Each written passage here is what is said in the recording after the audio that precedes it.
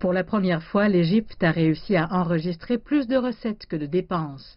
Les recettes ont augmenté de 20%, tandis que les dépenses ont diminué de 18%. Une grande partie des recettes provenaient d'un système amélioré de perception des impôts et de la mise en place de nouvelles taxes. Cela a permis une augmentation de 22% des recettes fiscales. Le gouvernement a aussi émis pour la première fois des bons en euros pour 2 milliards d'euros parce que les taux d'intérêt et le programme de remboursement sont mieux que la dette locale. Puis il y a eu des réductions supplémentaires des subventions à l'énergie qui ont permis de réduire les dépenses. Une amélioration du nombre de touristes, source majeure de monnaie forte, a stimulé les recettes de l'État. Et malgré ses effets inflationnistes, la dévaluation de la livre égyptienne a contribué à accroître les exportations et à attirer davantage d'investissements directs étrangers.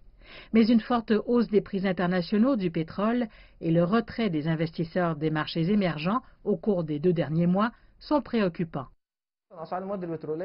Le prix international du pétrole a atteint 85 $ et s'il reste à peu près au même niveau, le gouvernement fera face à une crise budgétaire. Il devra prendre une décision difficile d'augmenter les prix du carburant au pays au premier trimestre de 2019 et une autre fois en juin ou en juillet pour couvrir les dépenses et les coûts imprévus. Les subventions énergétiques de cette année fiscale ont déjà atteint 6,7 milliards de dollars, soit 12% de plus que prévu.